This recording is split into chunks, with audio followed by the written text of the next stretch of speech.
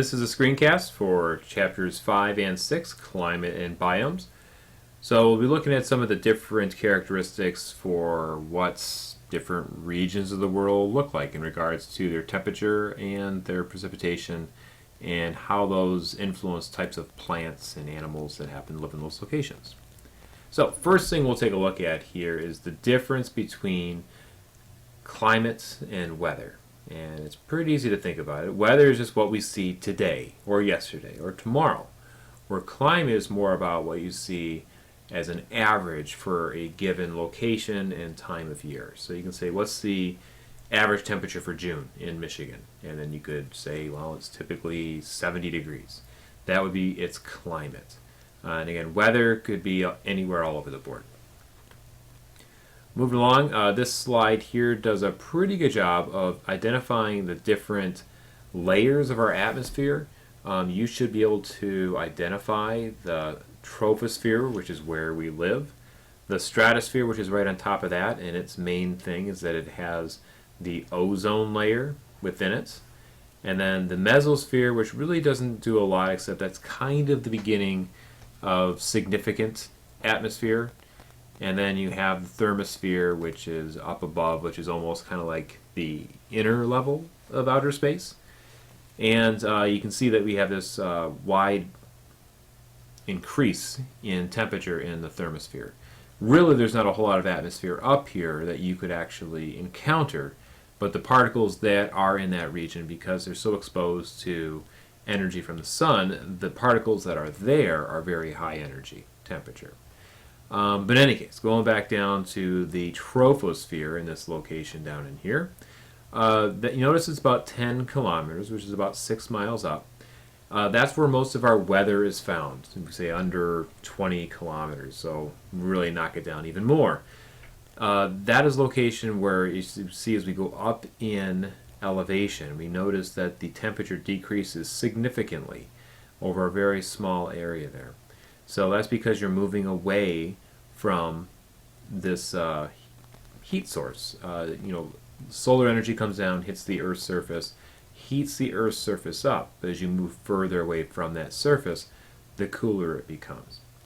The stratosphere, the reason that warms up significantly is because of these absorbing particles, ozone, and some water vapor as well, but ozone up there that is very effective in absorbing radiation from the sun. So as it absorbs that energy, it increases the temperature of that layer. Okay, good enough. Two principles in regards to how things spin. One is rotation, and rotation is what we do on our axes, which spins at 23.5 degrees. And revolve is what we do when we go around the sun. So which one is responsible for our seasons? It is the tilt of our axes, which is most responsible for our weather. It is not so much as far as being closer to the sun or anything like that. It's all about the tilt of the axes. So for example, in summer, here's the United States, we are tilted more so towards the sun. So we have a higher concentration of solar energy. In the wintertime, we're tilted away from the sun, kind of tilting away. So we have less direct sunlight, less direct solar energy. In the spring and in the summer, or excuse me, the spring and the fall, we have even distribution of sunlight, so we have equal day and night, and the solar energy is somewhere in the middle. Okay.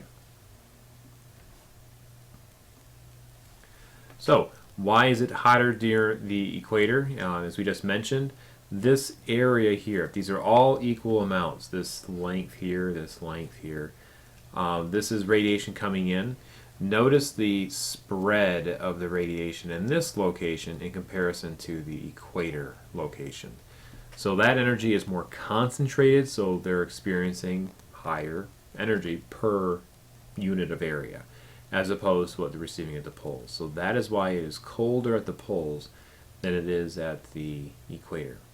A couple of key words you need to know is what is albedo, and you can interchange that word with reflection. So surfaces that are very light in color reflect the sun's energy better than surfaces that are dark. these locations are going to absorb the energy or reflect less. So high albedo means high reflection, and low albedo means low reflection. Moving along.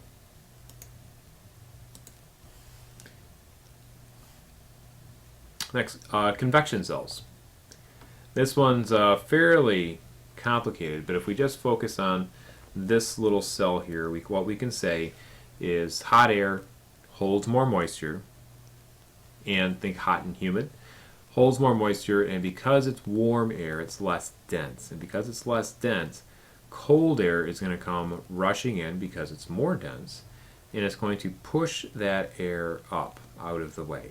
So that air is going to rise, and as it rises, it has less pressure upon it, atmospheric pressure upon it. So because it has less pressure upon it, it's going to expand, and as it expands, it's going to do something called adiabatic cooling. So when it's cooling, it's going to lose some of its moisture. So when it loses its moisture, of course, we call that precipitation.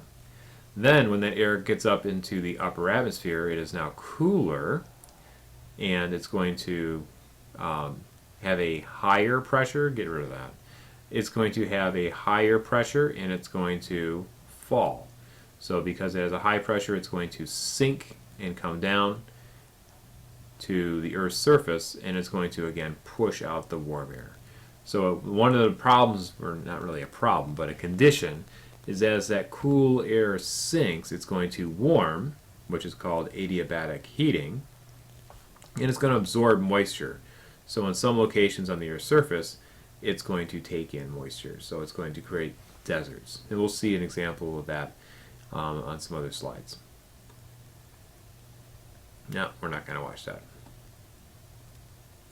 Okay, so how does air circulate? Well, as we mentioned just in the previous slide, the solar energy is more intense at the equator, and we have these air rising as it warms. So we have these cells that are forming, and then they form kind of a pattern. And this one particular one you need to know is called a Hadley cell, and we'll take a look on the next slide here. So this one closest to the equator is what we call a Hadley cell, sitting right there. And notice it's circling around. If this is the equator, notice the Hadley cells are moving up towards the equator at the ground surface, and then they go up from both sides of the pole. So we have this direction of air moving up. So again, as this air moves up, it cools, and then it drops its moisture. So it rains in the rainforest. Imagine that. But then that air moves away, and it comes and it sinks down on both sides of the pole right around 30 degrees Celsius. And guess what you find right around 30 degrees Celsius north and south of the equator? Typically you find deserts. Those locations that cool air sinks, starts to warm, absorbs moisture, and when it comes to the ground, it's not giving up any moisture. So that cell continuously is pulling moisture away from that location and actually driving it towards the equator. And these cells continue in both directions. And again, if you move up a little further, not too terribly far from where we are, you have our forests, which are known to be somewhat moist, because you have another cell over there which is dropping moisture on our location, right around 60 degrees Celsius. We're actually around 45, but in that general area, which is why we hold on to moisture pretty well in our locations. And then you go even further up and you get into the polar caps, and those are typically noted as dry. So these cells, as long as you got the ones at the equator, and you can remember 30 degrees, 60 degrees, or excuse me, 30 degrees, 60 degrees, and 90 at the poles, you can keep these cells going, moving in sequence, kind of together, and you'll see how you're going to either have a dry location or a wet location. Alright, that's about 10 minutes in, so that's probably a good spot to take a break, and we'll start the next lecture after this one.